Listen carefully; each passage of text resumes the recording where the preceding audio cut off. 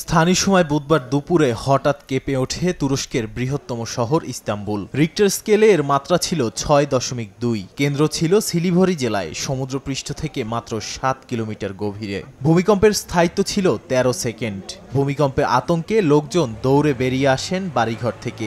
বহু মানুষ লাফিয়ে নিচে পড়েন। এতে আহত হন ১৫০ জনের বেশি। কারো আঘাত গুরুতর নয় বলে জানিয়েছে গভর্নরের দপ্তর।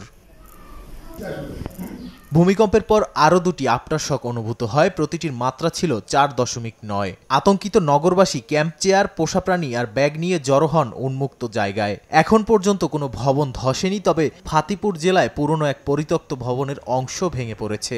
গ্যাস, পানি, বিদ্যুৎ সরবরাহ ও সুয়ারেজ লাইনে কোনো ক্ষয়ক্ষতির খবর পাওয়া যায়নি।